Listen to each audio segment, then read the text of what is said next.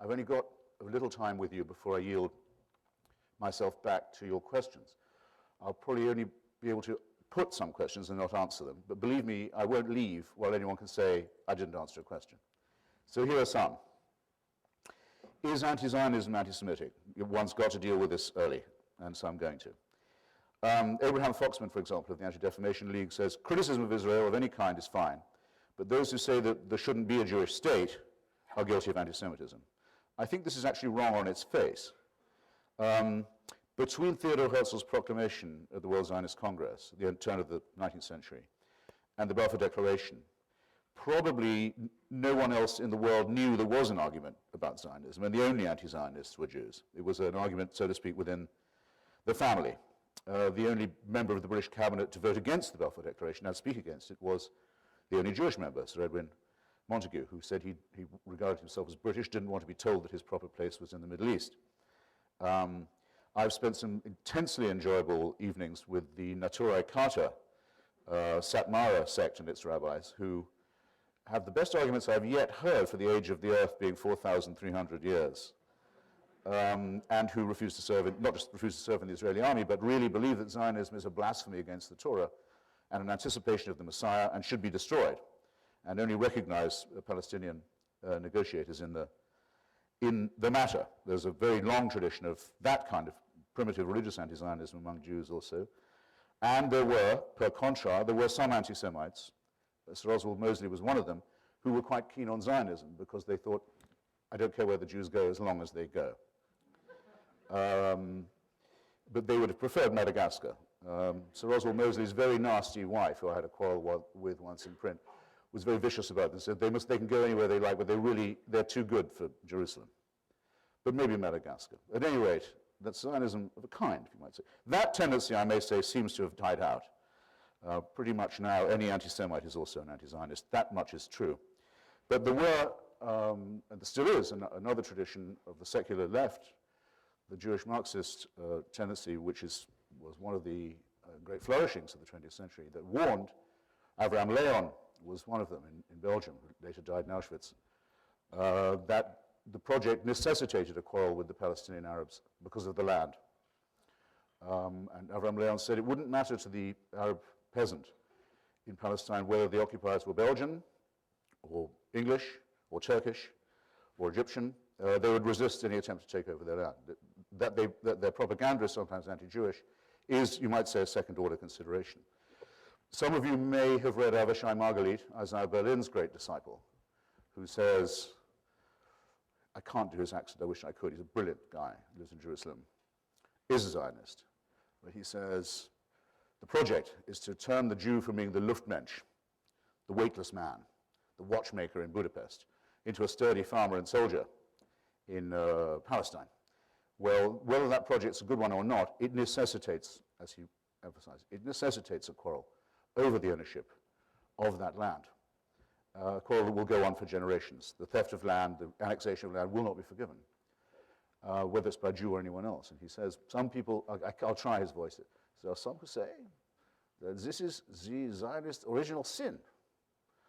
This I do not believe, says Avishai. I say rather, it is the immaculate misconception. So may the day never come when there are not anti-Zionist Jews. And may the day never come when it can't be said that of a criticism leveled at the Israeli state that it can only be motivated by the filthy prejudice that I'm here to talk about. Okay, is questioning the Holocaust anti-Semitic? You see, I'm going to play for high stakes here. Not necessarily. Yes, if it denies that there was a plan, that there was a design, that there was a fully evolved intention traceable to the first publication of Mein Kampf for the erasure of European Jewry. To deny that is certainly to exhibit toxic anti-Semitism. But there are many, many arguments about the numbers, about the locations. Yad Vashem, for example, the Holocaust Museum in Jerusalem, says 4.5 million. Most people say 6. Good for Yad Vashem for going on the low side. When we've dug up all the graves, because they haven't all been found yet, in Belarus, in parts of Yugoslavia recently, some were found, and elsewhere, the figure may be much larger than we can bear to think. But it's a responsibility. We have to act as if everyone who perished in that was a precious person. It's a responsibility not to reduce it to propaganda, to be prepared to debate on it with people who say, well, it's not true, it isn't true, that Jews were ever made into soap. Obviously, the Nazis weren't going to wash their hands in Jew. It's a fabrication by Stalin's anti-fascist Jewish committee. We should drop it. And we should admit that there's propaganda involved here. Like the Armenian people who regularly debate with Turkish historians who deny what happened to their people. They show great dignity. They come back again with their historians to the fray. They say, no, we will have this out. We will not have this fetishized or propagandized. We have a duty to historical truth. So I don't believe that there should be any censorship or any intimidation of anyone, revisionist or even denier, who wants to bring forward any evidence. What do we think we lack? The confidence to win this argument? No, we can't have that said. So, I'm glad I've got that bit behind me, actually, I must say. But I feel it has to be uttered. Is there a left is there a left anti-Semitism, as there used not to be? Anti-Semitism was so much the weapon of the right and of counter-revolution. Lenin said himself, anti-Semitism is counter-revolution. That you would never have thought, or I would not have expected to see the day, when on supposedly liberal websites available in California, there would be stories about Israel stealing body parts for the market. That's almost a precise replication of the Passover plot. I didn't expect to see that. I didn't expect to see in my home country leading leftist members of parliament and activists making common cause with the Muslim Brotherhood, with Islamic Jihad, with the people who publish the protocols. I would have thought it was unthinkable, but it's not. And given the immense contribution that the Jewish people have made to the liberal left in every society, this seems to me almost the most painful of the insults that this prejudice is currently hurling against us. I take it, shall I say, a bit more personally than some of the others. I'm used to it from Mosley. I don't care. I don't care about it from Jean-Marie Le Pen. I expect it from him. I hate its spread on campus and on the left, and it really needs to be fought without pity wherever it shows itself there. Can an anti-Semite make a true statement? Sometimes. The Reverend Bailey Smith, Jerry Falwell's sidekick, once said, "Almighty God doesn't hear the prayers of a Jew." As far as my investigations go, that statement is confirmed. I think it's the only one I've been able to find that is anti-Jewish in intention but factually true in statement. Can anti-Semitism be amusing? To a limited extent, but an indispensable extent, yes. You perhaps know the story of Abe and Solomon walking along together, and they see a church with a big sign that says, Jews for Jesus. $1,000 to any Jew who converts, who joins. And Abe takes a look and he says, I'm going to go in, I'm going to try it. Solomon says, should I wait for you? He said, yeah, if you like. About an hour passes, Abe comes out. Solomon says, so? Abe said, no, I'm a Christian now. I see that point. I'm with Jesus. I'm saved. And Solomon says, well, what, did they give you the $1,000 up front?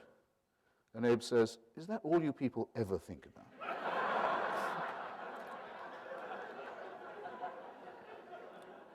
So it can be funny. Can you suffer from anti-Semitism mildly? That's my question to Mel Gibson. With most people, it's impossible to have it a little bit. It takes over everything else. It sucks out all the oxygen in what's left of your brain and your system, and it becomes dominant. Can it be mild? As a matter of fact, I think it can. I mean, I've known two people of whom I think this is true. My beloved friend Martin Amis wrote very amusingly about his father Kingsley, who in late life became a bit of a curmudgeon. And he said to his dad once, Dad, what is this? What's it like being a mild anti-Semite? And his father said, oh, it's all right. He said, it's when I'm watching the credits at the end of a film and I think, oh, there goes another one. Oh, and another one. Well, I can just assure you, the old man, he became a bit of a bore towards the end of his life. He wouldn't hurt a fly. He certainly wouldn't hurt a Jew or have it done. So in some way, I think I'm being optimistic. It is a prejudice that can be domesticated, if you like, brought under control, repressed a bit. My ex-friend, Gore Vidal, once got a bad review in the New Republic for his novel Lincoln. And the reviewer was Thomas Keneally, who I don't need to tell you about, the author of Schindler's List. And it wasn't as good a review as Gore thought he should have got. Or, as a matter of fact, as good a review as I would have given it. I think Lincoln is a wonderful novel. But Thomas Keneally got a letter from Gore Vidal saying, I see that the Jews cast around for someone who was reliably anti-me and made sure that the ancient tribe was vindicated in your poor notice of my novel. Keneally has the letter. Terribly depressing. I mean, so petty, so cheap, so nasty, so deliberately hurtful, but not frightening. Contemptible, not frightening. Don't make a federal case every time, I say to the ADL. You have to be able to tell what's dangerous, what's wicked, what's toxic from what isn't. Is monotheism anti-Semitic? Yes. At least two-thirds of it is, more or less by definition. The other, and that in numbers, that means a lot of people. The two that are plagiarized from Judaism, from the worst bits of Judaism, I would add. Why do I say this?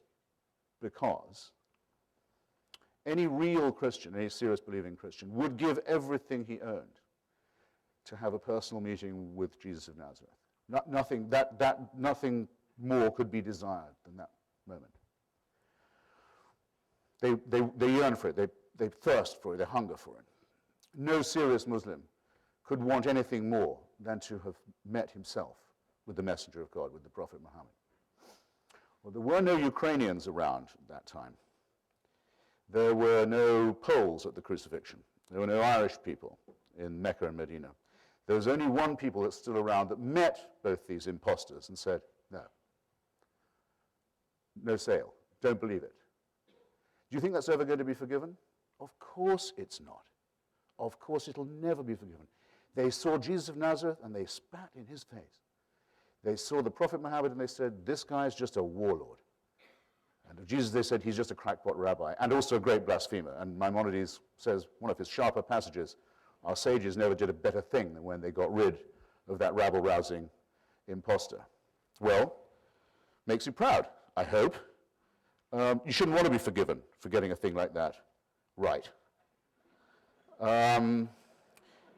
But don't go to any mushy ecumenical outreach meetings with these people. It's a waste of time.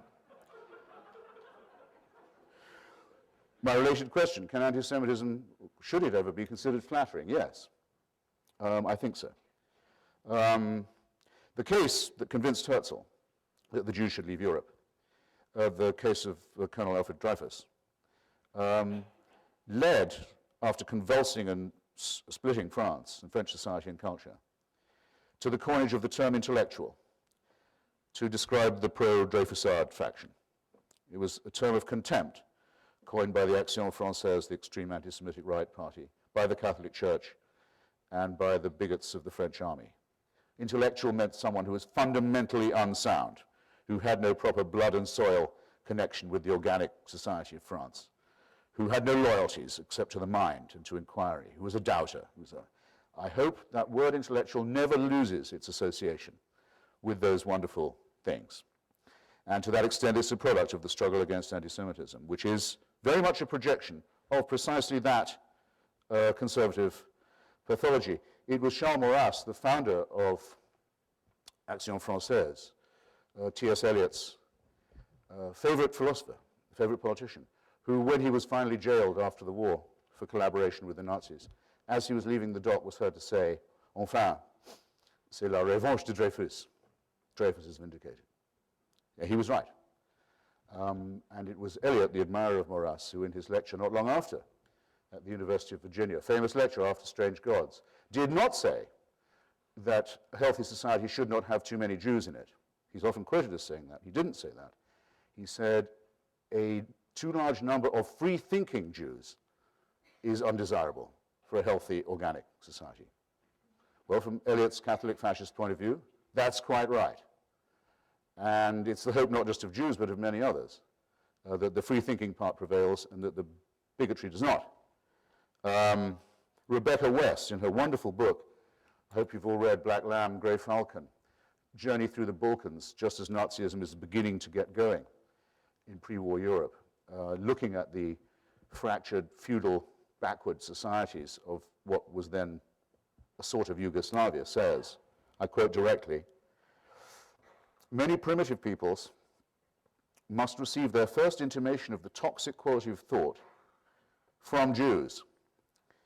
They know only the fortifying idea of religion.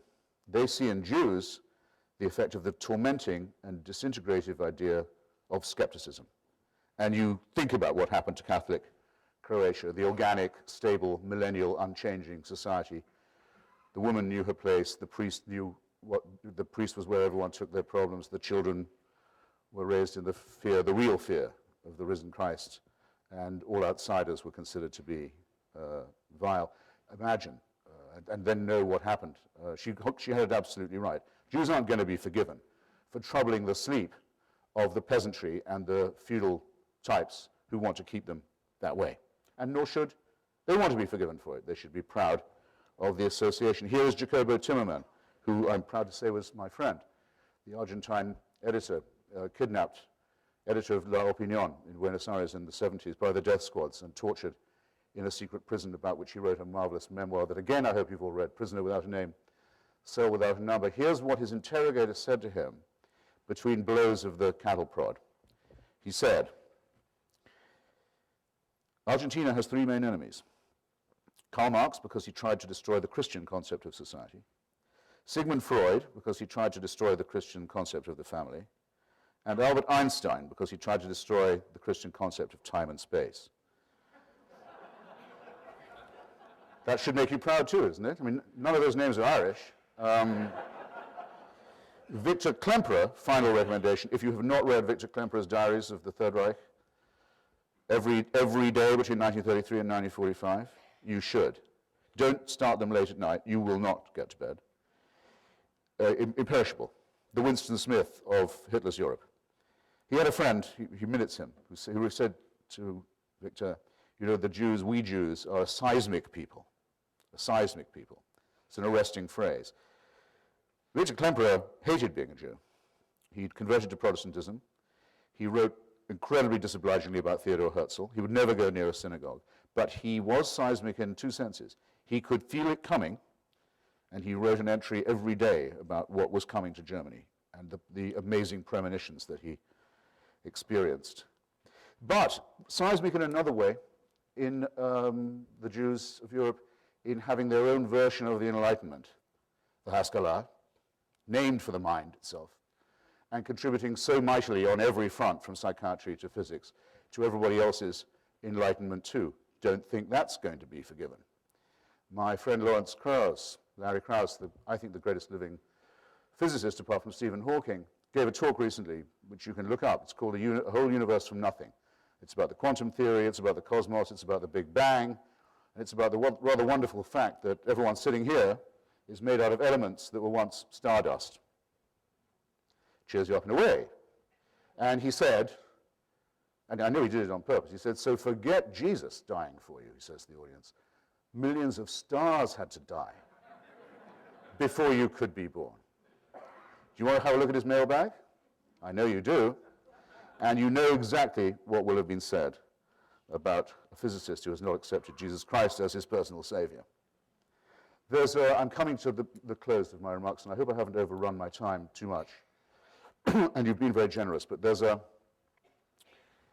very cryptic but I think profound sentence in Leo Strauss's 1962 essay, Why We Remain Jewish. And I'll again quote directly from Leo Strauss's conclusion. He says, the Jewish people and their fate are the living witness for the absence of redemption. This, one could say, is the meaning of the chosen people. The Jews are chosen to prove the absence of redemption. Now, if I had to pick any one special trope of Judaism or the Jewish personality or character, I think I would pick irony. No other religion has a prophet like Maimonides who says, yes, the Messiah will come, but he may tarry. There are no Woody Allen theologians in Christianity who would say things like that. For all the fetishization in Judaism of unleavened bread, the Jewish people have in fact been the yeast in an enormous number of societies and countries, the leaven in the lump. Benny Morris's new book on the origins of the Israeli-Palestine crisis quotes one of the Mufti's people writing from the Imam's headquarters in Jerusalem to the British saying, you can't be bringing Jews into this country. They're all subversives. It's nothing but trouble. Again, take the compliments where you can get them.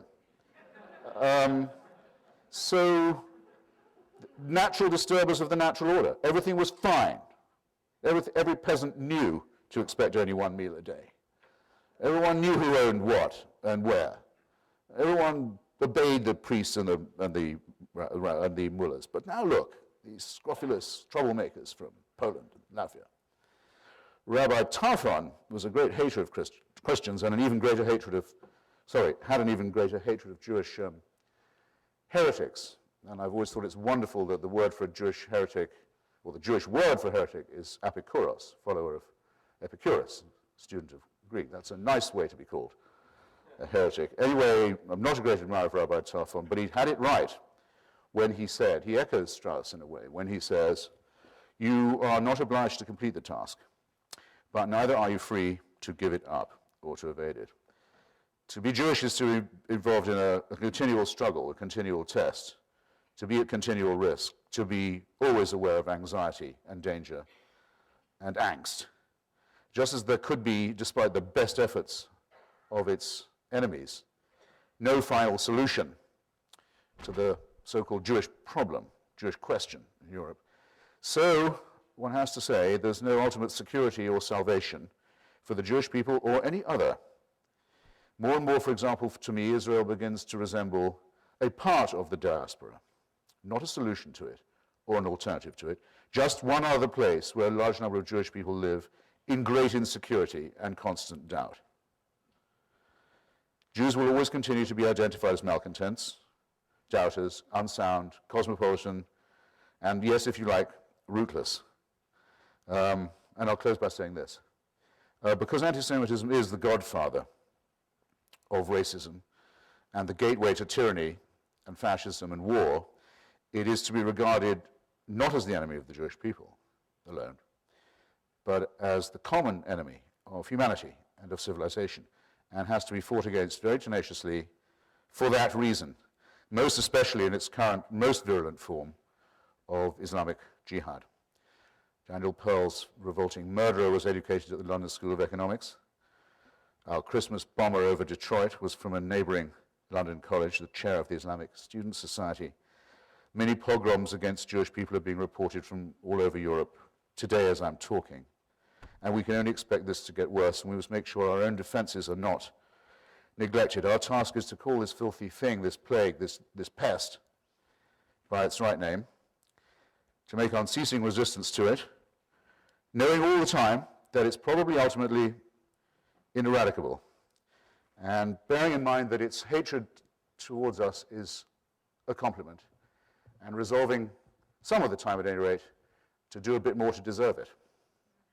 Thank you.